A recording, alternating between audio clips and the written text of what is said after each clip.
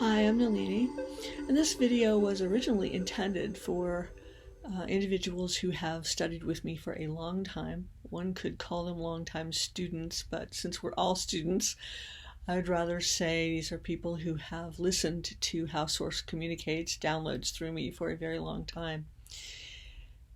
So there are things that I would speak about with them that I wouldn't necessarily speak with on a YouTube video.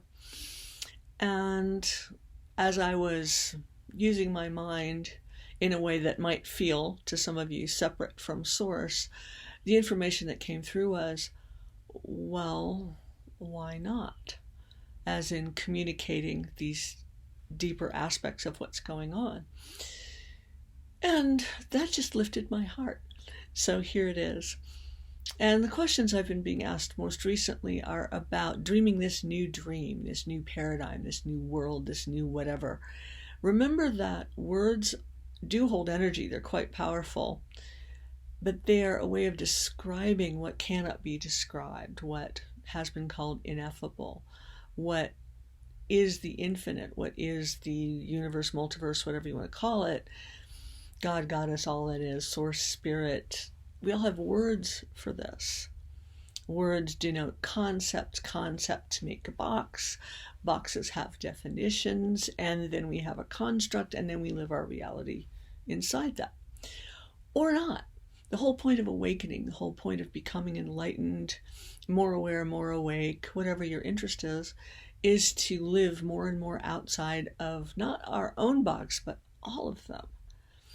I can report that it's a great place to live.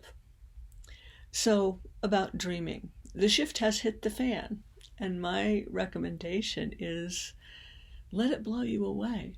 Let your boxes be blown away. By that I mean definitions, concepts, constructs, what you believe to be true. A belief system is only as good as the thought patterns it defends, and all of those are shredding at the moment, so why not let the winds blow through and open up a bit more. We have a green comet streaking by at the moment. There's a new moon this week. We are ripe for new beginnings in that energetic sense of the word, higher frequencies. So how does one dream higher frequencies as the shift is hitting the fan?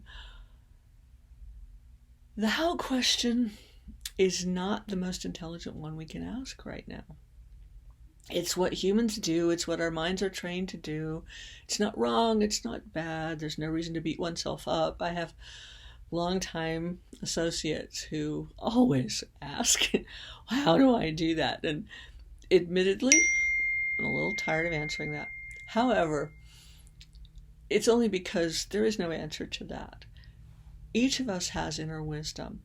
Each of us has Source essence, not within us, but that makes us up. Every cell, every atom, every particle of our being is Source essence. Now, why don't our minds know that? Well, they do. They just try and block that at every opportunity because they get to stay in control that way. But that's a whole other subject. Dreaming has to do with shifting our images, shifting our metaphors. So is it better to focus on higher frequency thoughts, on feeling good, feeling better? Yes, absolutely, because that helps engender these new images. So what we tend to do when we dream, in the waking dream, is, well, I have this dream, I have this thing that I want to happen, this thing that I want to accomplish. Okay, fair enough, it's your life. At the moment, it's better to remove the how from the equation, and even the who, maybe, and let Source do what is called in some traditions, loosening up the outcome, like not being focused on a particular outcome. That is called attachment in the deep traditions of enlightenment. Again, it's not bad, it's just limiting. So as we dream, the new dream, so to speak, which is all around us and through us right now. These reality constructs that will become constructs at some point, they're very fluid at the moment, and they will probably stay that way, but they're coming up within us. They are emerging within us. Think of galaxies and worlds being reborn at the cellular level, at the particle level within all of us. This is happening all the time.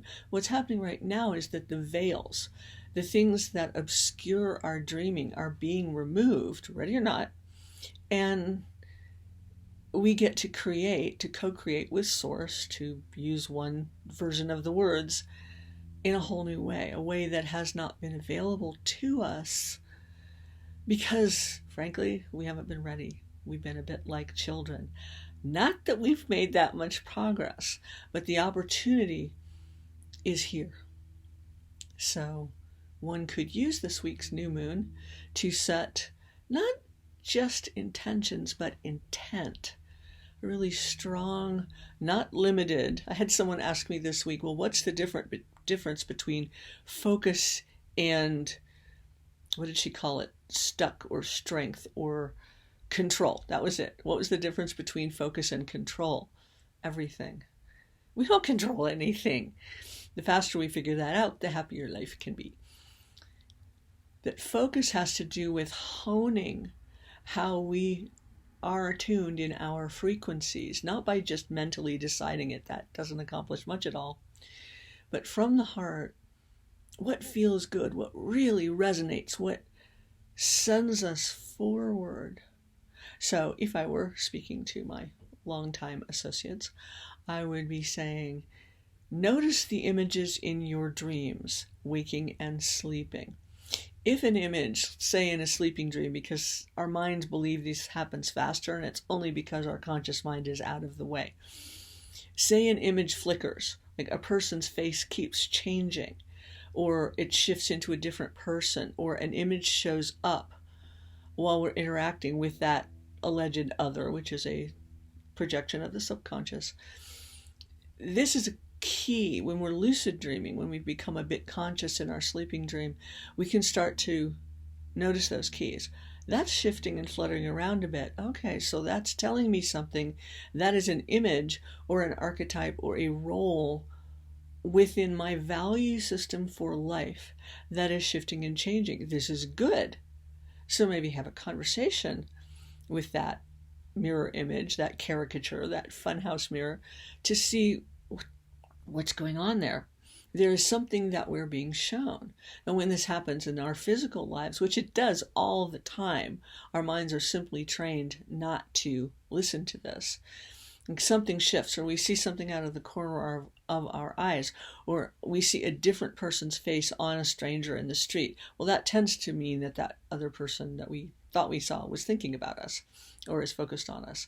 But that's a whole other subject as well.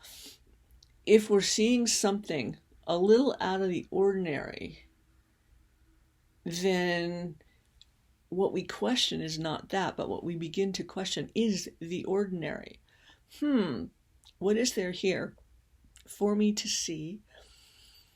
What is the information that my conscious self, my mind, my ego, my personality has been ignoring, has been taught to ignore? So if that weird image says something to us, or we say something to it. I caught myself in a dream recently saying to this fluttering image, I think you've been my rock, maybe for this whole life. And I woke up from the dream at that moment going, wow, well, if that's true. Now, the old ego mind personality might have actually been a bit embarrassed, but the observer, which is a function, says, well, that's interesting. If that premise, that limit is still there, then how are we going to go about dreaming a new dream? So let's let that go. And again, that's not as simple as thinking it. It's really from the heart, releasing to source all of the energy that has been tied up in that conceptual framework, that conceptual reality, letting it go. So the key here in dreaming as the shift hits the fan is don't buy into fear. It's being broadcast everywhere because egos everywhere and all the control systems of the planet are trying to stay that way. Don't buy into it. Breathe. Let it go. Don't assume that what you're seeing is real. Don't take things at face value. Look under the bonnet, right? And then let the inner part of you that does know. As we move forward evolutionarily, we don't move forward through knowing, through knowledge this way. We move forward through being immersed as that knowing. You know that you know when you know, and you know what that feels like.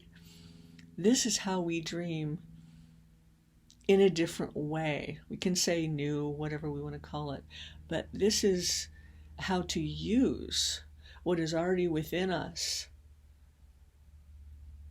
to shift things, to change things, to be differently. So blessings to those of you who know me and have listened to me for a long time and are used to the circle speak. And for the rest of you, I hope you got something out of it. Blessings to you.